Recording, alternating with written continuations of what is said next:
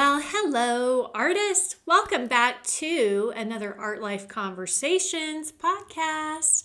I'm your host, Kelly Folsom. I am a full-time artist. I'm an art teacher. I am an artist mentor and coach and an art lover and collector. So I believe in all things art life, and I believe in all of you being thriving, successful artists just like me. So I'm super excited today.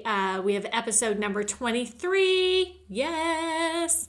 And here we are closing out fall, moving into winter time. So this episode today, number 23, I wanted to talk about, brace yourself. It's another motivational one. Another hardball motivation, as hardball as I can sound. But today's title of the episode is Cut the Crap to GSD. What does GSD mean? Get shit done. So cut the crap to get shit done. All right. So this is a very serious topic, actually. So the reason why I want to talk about this is similar to the last podcast when I was talking about, stop getting stuck in that how vortex, stop trying to find all the answers first, first start taking action. This is really along those same lines. I see a lot of artists really suffering and struggling because they are not getting shit done. They are not doing the things that matter the most to them, to your art, to your art life, to your art career. And it's just so self-sabotaging. And I see artists and hear from artists who I work with on a regular basis about how much they are suffering and struggling because they're not showing up for themselves. Excuse me, they're not showing up and getting shit done. They're letting all this crap come into their life and take over their life and take priority over the things that they really need to focus on and really need to get done.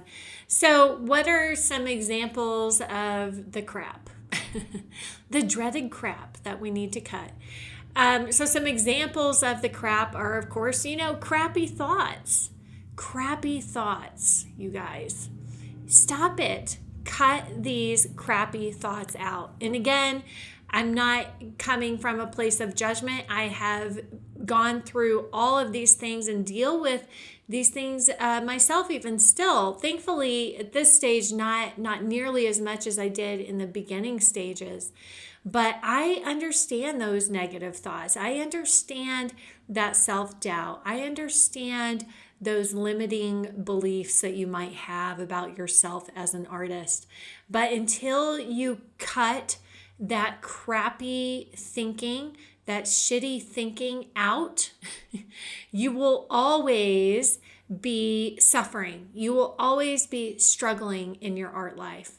And I just don't want that for any of you.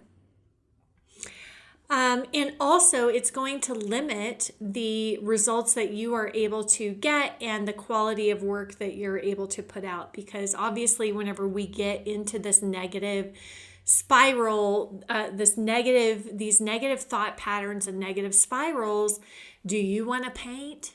Do you feel inspired to paint? Do you feel like showing up in the easel and making something beautiful whenever you're thinking, oh, I suck, I'm no good, my work sucks, all this kind of negative crap. So you can't show up and do great things and do the things that you love if you are in that space. So we really have to watch those negative, crappy thoughts and clean them up and deal with them, get to the heart of them, get to the root of them. And also just making a commitment to showing up for yourself, making a commitment to not think those thoughts, to think better thoughts about yourself, to believe in yourself, to be praise yourself, to be grateful for how far you have come, the work you have done. To give yourself some freaking credit. Give yourself some credit. Stop beating yourself up. Stop getting into the shame place, because the shame is just not going to do anything for you. You're just going to sit there and wallow in it, in this crappy shame, for days, weeks, months. And again, I'm saying this in love because I've been there. And I know from experience that it does nobody any good. It doesn't do you any good. It doesn't do your relationships good. You know that phrase, if mama ain't happy, ain't nobody happy, right? It's like that, it leaks. This stuff leaks out into our lives. It leaks out into our relationships. It leaks out into our friendships, into our partners, our husbands, our wives, our children, gosh, even our pets. You find yourself kicking the dog because you're so filled with shame and regret, all this negativity. It leaks out. So don't think that it only affects you. It affects everybody else in your life. It leaks out into every other area of your life. And so whenever we get into this really crappy negative thinking, whether it's in that shame place where we're really blaming ourselves, beating ourselves up, and feeling like crap about ourselves, or if it's in the blame. So shame and blame, to me, they're just two sides of the same coin. Blame is when you're blaming everybody else and everything else for your terrible plight in this life. Oh man. Both of those, are just not going to get us anywhere as artists. And so I'm really here today to encourage all of you to clean that crap up, to say goodbye to it. So me personally, I have made a 100% commitment to not feel shame, to not feel, even whenever I do, miss the mark, or let's say I have a week where I've got everything on my schedule and I'm all gung-ho and I'm ready to kick some ass and take some action, man. And then maybe I wake up one day and I'm just not feeling it, or I'm not feeling inspired, or I'm giving into negative thoughts, or, I'm giving into procrastination or other things like that. I am absolutely committed to not beating myself up for that, to not feeling shame about that. I think there's a misconception that if we beat ourselves up or we punish ourselves for that bad behavior, that then we will want to correct that behavior. And that's really not, have you ever found that to be true? I don't know. I've never found it to be true that whenever I beat myself up, that then I'm like, I feel great now, and tomorrow I'm going to be all inspired and I'm going to go to the easel. I've had times in the past where I've gotten into this shame place and I'm like, almost like act like a drill sergeant, like, that's it, girl, tomorrow you put on your big girl panties and you just get to work, So sometimes that can, get you into action and get you to the easel, right? But gosh, it's just such a painful way to do it. It's like you're both it's like both ways are just continuing to punish you, So there's got to be a better way out of this. There's got to be a better way to deal with disappointing, paintings, or times that we make mistakes or we don't follow through, and I think that the better way is really through grace and forgiveness. Forgiving ourselves, forgiving ourselves for missing the mark or not showing up and doing what we promised to ourselves that we would do. And so I find that, the quicker I can forgive myself, even just the littlest little glimmer of shame, now for me, I'm like a hawk on the lookout for it. Like, oh, did I feel any shame? Am I beating myself up? just the tiniest little amount, and then I am on that. I am on it to release that, and I just say to myself, nope, I'm not going to feel shame, I'm not going to beat myself up here. I'm going to love myself. I'm going to forgive myself, and then after I can do that, after I can love myself and forgive myself for perhaps making that mistake that week or that day, then I can really look at, okay, it's okay. It's okay, darling. It's all right. You're human. This is being human. We make mistakes. Sometimes we slip up. Sometimes we commit to something and we say we're going to do something and then we don't do it. It happens, right? Like, we are human. I am not perfect. I am not a robot. You can't just push a button and I do what you tell me to do every single time, right?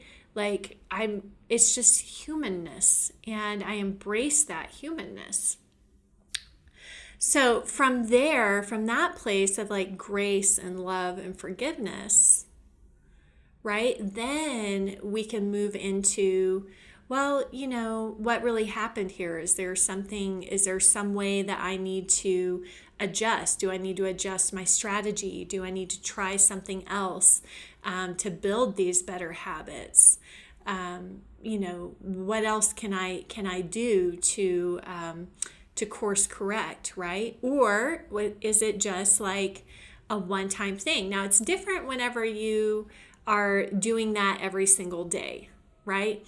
You're going to have to be very, very strategic and strong in taking action to build those better habits and build those better routines. You're going to have to start trying some shit, right? And you're going to have to start, with baby steps and holding yourself accountable until you build that momentum up and that self-trust and that self-confidence. But if it's just like a one-time thing or you're having an off day, I always say, like, you can afford to have an off day. You can't afford to have an off week. So, if or an off month, so the longer it goes on, the more, I don't know the word I'm looking for, but the more severe, the more serious, the more critical the situation is. So the longer that kind of stuff of not showing up for yourself, not getting to the easel, not painting goes on for weeks or for months, then you have a more serious situation that you need to really give some attention to and course correct, get yourself back on course, back on track, right? But cut out the negative thinking crap. It's interesting because I find that, I know I talk a lot about time management as well, and I help artists in my mentorship program to improve their time management, to build better habits, to build better systems for themselves. But one thing that doesn't really get talked a lot about is thought management. Your heart and your mind, man, your emotion management, your heart management, right? And all of those emotions and everything comes from, the thoughts that we think every day. So even more important than time management is that thought management, because every time that we think something, it creates we create a meaning, tied to that thought. We create a feeling attachment to it, and then that creates an action. So whenever we think these negative, stinky, crappy thoughts, there's just no way we can get shit done. It's just not possible. So, you might be, it's like operating on fumes, it's like you might be getting a little bit done, but you are operating on such a low capacity. You're operating on such a low percentage of your potential because you are thinking all these negative, crappy thoughts in your head. That, just imagine, like, if you can flip the script for yourself, if you can think more positive, more loving, even just more neutral thoughts, for crying out loud. If you can somehow flip the script, just imagine what capacity you could be operating on. And I know for me that this has been something, in order for me to be operating at the level that I'm operating at in this life right now, to accomplish everything that I'm accomplishing, to help the artist to serve the artist that I'm serving, to build my life, to build my business, to get better at my paintings. I've had to, that's been one of the major things that I've had to clean up, is that negative thinking. And giving into that shame. For me, it's really shame. For other people, they tend to go more to blame. So I would tend to always self-blame, which is shame. But for you or for other artists, it might be more outward blame towards others. But again, to me, they're just really two sides of the same coin. So that's something in my art life that I've really had to be vigilant about, because success really does require a very disciplined vigilance, a very disciplined focus. And, nobody can get to massive success without doing that. You can't have sloppy thoughts. You can't have sloppy thoughts and have success. I just don't think it's possible. So you're going to have to show up for yourself. You're going to have to believe in yourself. You're going to have to cut out the crap. Cut out the crappy thoughts. I would say that's the number one crap that all of us need to cut out and let go of, and just say to ourselves, I'm no longer committed to that. I will not put myself through shame ever again. I'm just committed to that. No more shame. None whatsoever. I'm not doing anything to feel shameful about. Just because I've learned the hard way that it just doesn't produce anything of value in my life whatsoever. In fact, it just drags me down lower and lower and lower and lower. And of course, there is a lot of other crap that we need to cut out to get shit done. But low energy thoughts is the main first place to start. Of course, from there, the crap that we can cut out is just, low energy activities, low energy, low producing, low effort activities, low effort behaviors that produce low results or very little results. So there's more on this topic that we can dive into as far as what cutting out the crap means. But I just want to leave you today with that number one thing. And I think, again, it's a decision, it's a choice that we get to make. We have free will as human beings. We're in charge of our life. We're in charge of we get to decide how we want to feel. I know sometimes it doesn't feel like that. I know sometimes we want to think, oh, I'm not in control of what I think and what I feel, but it's just not true. We do get to be in control of what we think and what we feel. And I really see, my thoughts and my feelings as like fuel, as energy, and am I putting in good energy or am I putting in bad energy? Because whatever I'm putting in is what I'm going to get back out, right? So I'm going to leave all of you, my art friends, with this thought today about cutting the crap to get shit done. And the first crap to cut is that negative thinking, that place of shame that we can get into. I want you to forgive yourself, love yourself, and once you can really find a place of empathy for yourself, so many of us are so good at showing love and empathy towards other people, and we struggle to do it for ourselves. But once you're able to get to that place, then and only then, I believe, will you be able to develop a strategy or a plan of action to get back on track and get back to the easel. Because we need your art, the world needs your art, and you need your art, and you need you to show up for you as well. Okay, my art friends, I'm going to leave you with that. As always, feel free to join in on the conversation. for this podcast, and you can either leave comments in the Facebook post, Instagram posts, YouTube videos, or you can always email me at info@artlifewithkelly, KELLI.com. And I'd love to hear your thoughts, what you thought about this episode, and also any ideas that you might have for future episodes. Sending you all so much love as we're heading into the holiday season, and health and happiness and abundance for all of you. And until next time, I'm wishing you happy painting. Bye.